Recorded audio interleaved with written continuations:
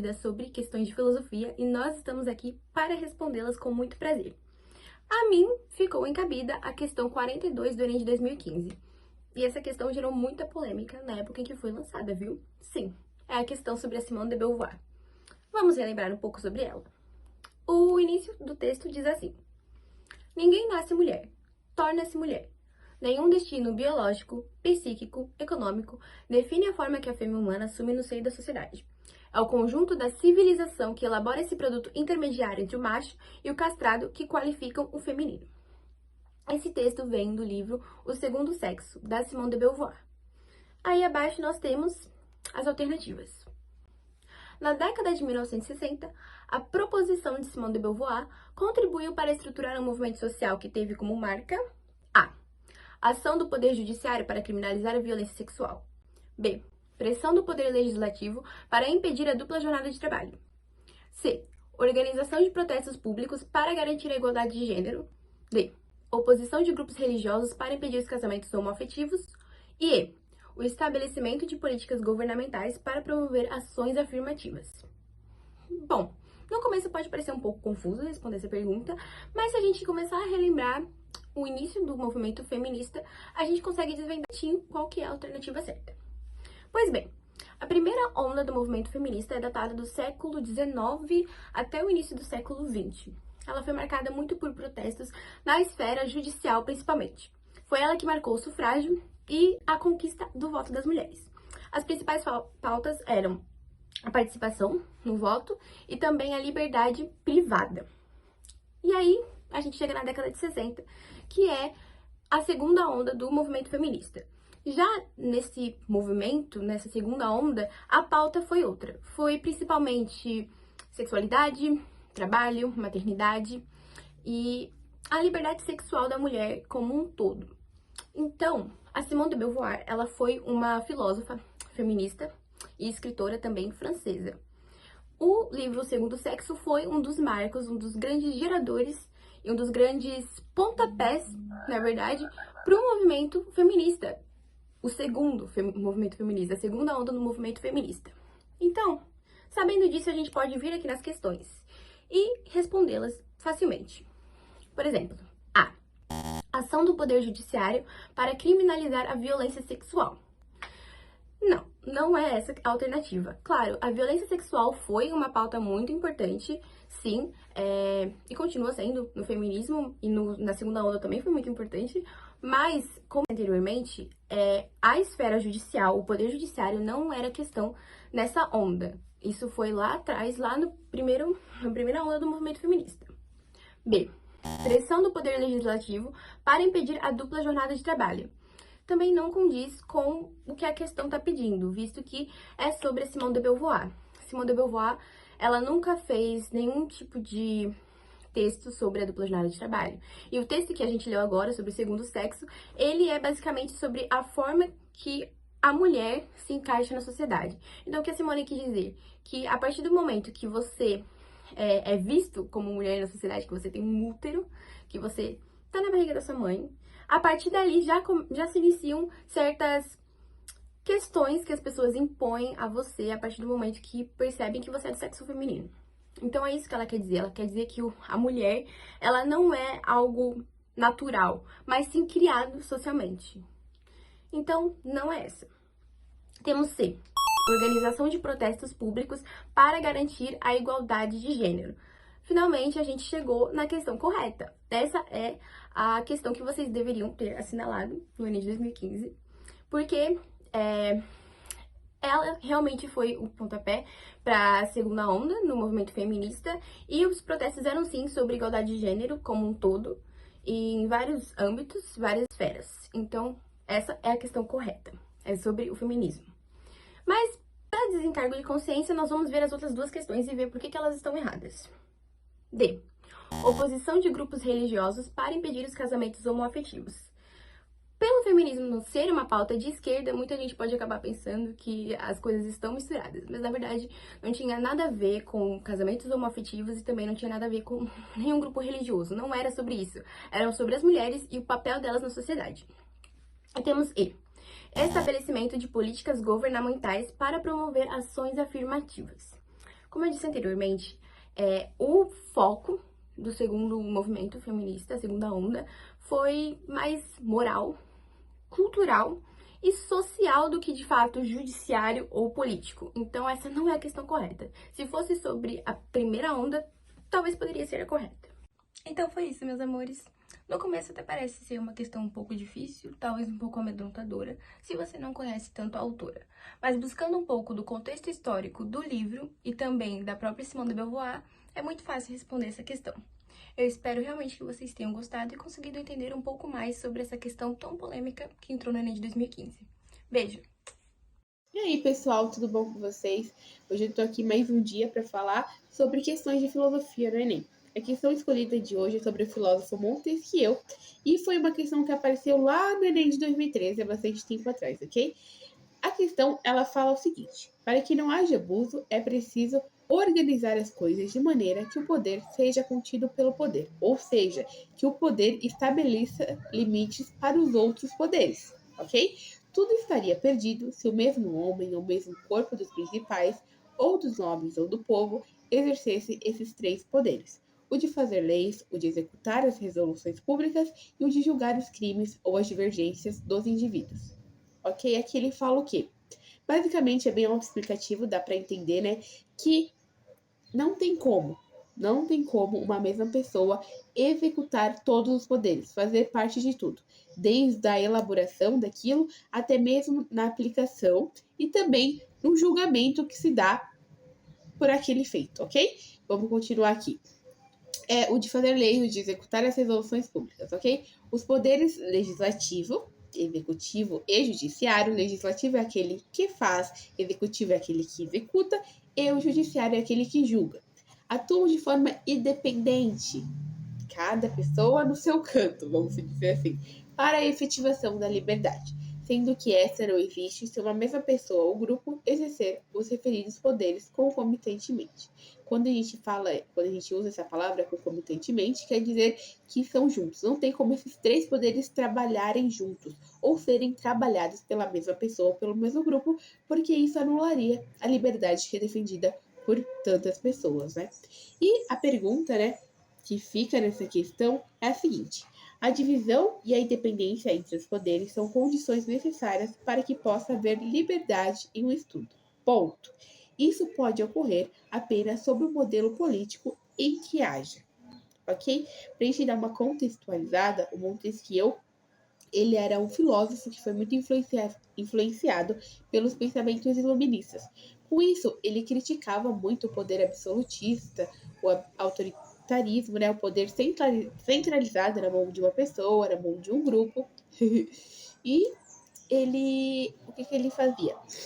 Ele Basicamente, ele defendia a tripartição dos poderes, né? O poder executivo, legislativo e judiciário, porque ele acreditava que a partir, né, do momento que esses poderes fossem estabelecidos, haveria um limite, tanto para os órgãos governamentais também, como para os atores. Agora, entrando nas alternativas, nós temos como primeira alternativa, né, a letra A, vai até E, o padrão, né, do Enem, são 5 alternativas, e a A consta o seguinte: exercício de tutela sobre atividades jurídicas e políticas. Como podemos ver, essa está errada. Por quê? Porque o Montesquieu ele era contra qualquer possibilidade, né, qualquer coisa que pudesse resultar em um poder absolutista, em um poder centralizado. Então, qualquer coisa que fizesse, né, qualquer interferência que fizesse isso acontecer pelo acúmulo do poder, ele era contra. Portanto, está errado. A letra B fala sobre a consagração do poder político pela autoridade religiosa. O Montesquieu ele era a favor de um governo adjunto, né, ao povo. Ou seja, o governo é originário do povo, suscetível ao povo, então ele fazia o quê? Ele não ligava para isso. Se fosse ou não uma determinação religiosa, ele não ligava para esse fator. A letra C fala sobre a concentração do poder nas mãos de elites técnico-científicas. Como eu falei ali anteriormente, ele era contra a concentração do poder, né? Porque ele acreditava que isso iria virar uma tirania, um poder autoritário e tudo ia por água abaixo, basicamente. A letra D fala sobre o estabelecimento de limites aos atores públicos e as instituições do governo. Como eu falei anteriormente para vocês, ele defendia realmente a tripartição do poder porque ele acreditava que se o poder fosse dividido entre executivo, legislativo e judiciário, haveria um limite tanto para os atores públicos quanto também para as instituições do governo. E por fim, nós temos a alternativa E, que falava sobre a reunião das funções de legislar, julgar e executar nas mãos de um governo eleito. Essa questão também ela está errada, porque o Montesquieu acreditava que o poder nunca poderia ser centralizado, nunca poderia ser colocado por inteiro na mão de uma pessoa, na mão de um governo, porque mesmo que democraticamente eleito, isso poderia fazer com que eles virassem um governo tirânicos, um governo de tirânicos, e assim seria um governo autoritário, um governo que iria anular o povo. Oi gente, tudo bem? Eu sou o professor Gabriel de Filosofia, aqui da plataforma Educação, e como a professora Sofia já tinha dito, a gente está com essa série de vídeos para desmistificar e simplificar questões do Enem para você vestibulando ou para você treineiro. Como sou professor de Filosofia, obviamente, eu vou responder uma questão de Filosofia do Enem de 2019. Essa questão vai falar um pouquinho sobre Santo Agostinho. Para quem não sabe, Santo Agostinho é um filósofo e um cristão muito conhecido por conta de seus ensinamentos. A sua cosmovisão, a sua moral e a sua ética, tudo que ele fala está dentro da religião e é cercado, é permeado por essas crenças pessoais que ele tem na existência do Deus cristão. A pergunta é do Enem de 2019 e diz o seguinte: de fato, não é porque o homem pode usar a vontade livre para pecar que se deve supor que Deus a concedeu para isso. O que está dizendo aqui? Que a liberdade que a gente tem não é necessariamente nos dada para pecar. Não quer dizer que vai lá, peca, está permitido. Há, portanto, uma razão pela qual Deus deu ao homem essa característica, pois sem ela não poderia viver e agir corretamente. Pode compreender, então, que ela foi concedida ao homem para esse fim, considerando que se um homem a usa para pecar, recairão sobre ele as punições divinas. Estou olhando para cá porque é onde está o telão que eu estou lendo, ok? E aí você se pergunta, pera, isso me lembra uma frase. Vamos criando um repertório e relembrando o que vem à nossa mente. Aquela famosa frase, você colhe aquilo que você planta. Travei aqui para falar, você colhe aquilo que você planta. Não tem um pouco de coerência com isso? Aqui basicamente está dizendo que tudo que a gente fizer, a gente vai colher as consequências disso. Continuando o texto. Ora, isso seria injusto se a vontade livre tivesse sido dada ao homem não apenas para agir corretamente, mas também para pecar.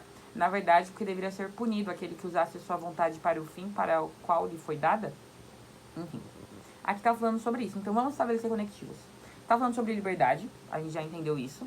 Está falando sobre pecado, um conceito muito conhecido por todo mundo, independente da religião. E está falando sobre Deus, cosmovisão cristã, Bíblia. Logo, juntando tudo isso, a gente consegue criar uns conectivos. Liberdade, Deus. O que a Bíblia fala sobre liberdade? Livre-arbítrio. Beleza? Já entendi que aqui está se situando um pouquinho sobre livre-arbítrio. E o que é livre-arbítrio? A condição em que Deus deixou os seres humanos livres para escolher pecar, para escolher seguir os mandamentos e por aí vai. Tá bom, então agora depois de ter lido o texto base e entendido alguns conceitos, a gente vai ler as perguntas e em seguida as suas opções. Então vamos ler a pergunta. Nesse texto, o filósofo cristão Agostinho de Hipona sustenta que a punição divina tem como fundamento o ou a opção A, desvio da postura celibatária. Basicamente essa questão está dizendo que o motivo da punição divina é a escolha de viver o celibato ou não. Para quem não sabe, o celibato é uma condição onde pessoas se abstêm de relações sexuais ou de se envolver em relacionamentos em prol do evangelho, em prol do cristianismo. Faria sentido dizer, com base no conhecimento que a gente tem sobre a moral ética cristã, que o celibato é o motivo da punição divina? Não, não faria. Se a gente tiver até um pouquinho mais de base no assunto, a gente vai saber que Paulo, que é um dos maiores apóstolos da Bíblia e também o cara que mais escreveu livros da Bíblia, ele vive em celibato. E ele mesmo já comentou sobre o assunto, dizendo que era um critério, era uma questão que o nosso livre-arbítrio nos permite escolher e nós não estaremos em pecado de acordo com a nossa escolha. Opção B, insuficiência da autonomia moral. Vamos pensar. Para Agostinho de Hipona, Deus dotou os seres humanos de autonomia e a finalidade dessa dádiva é a possibilidade de agir livremente e não pecar. Então Deus queria que a gente escolhesse o certo, podendo escolher o certo, não só sendo controlado e manipulado. Mas também diz que nós pagaremos pelos nossos atos, ou seja, o que nós escolhermos, nós prestaremos contas a Deus. Justo, igual numa sociedade normal, você é livre, ali dentro de leis que cerceiam, claro, mas que não restringem você. Você escolhe o que você quer fazer, mas você vai colher. Você vai ter que ir no tribunal se você roubar, ou se você endividar o seu pai, ou coisas do tipo. Essas coisas são ilícitas, digamos assim. Mas se nós as fizermos, nós pagaremos pelos nossos atos. Faz sentido, então, dizer. Aí que tá. A alternativa B é a alternativa correta. Mas, para desencargo de consciência, a gente vai ler as outras alternativas só para entender porque elas estão erradas.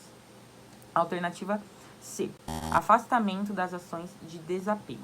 Essa alternativa basicamente está dizendo que o afastamento das ações de desapego pode ser compreendido como um desvio, mas eles não comportam todas as possibilidades de pecado, então não, porque isso não definiria o motivo de uma punição divina. Quando a gente fala punição divina, a gente tem que pensar em algo grande, coisas que Deus considera pecado e que o desagradam, e como a Bíblia diz, o pecado é o salário da morte, então isso levaria as pessoas para o inferno. E esse não seria um motivo que levaria as pessoas para o inferno. Alternativa D. Distanciamento das práticas de sacrifício. O sacrifício é compreendido como a união dos humanos com Deus. Desde o Antigo Testamento, Deus se relaciona também com os seres humanos através de sacrifícios, para remissão de pecados, por aí vai. Assim, as práticas de sacrifício são a doação de si como forma de oferta a Deus através de seus semelhantes. Não seria um motivo de punição, ok? Acho que está ficando claro. E alternativa E. Violação dos preceitos do Velho Testamento. A filosofia de Santo Agostinho era pautada dentro do Novo Testamento. Não que o Velho Testamento era invalidado.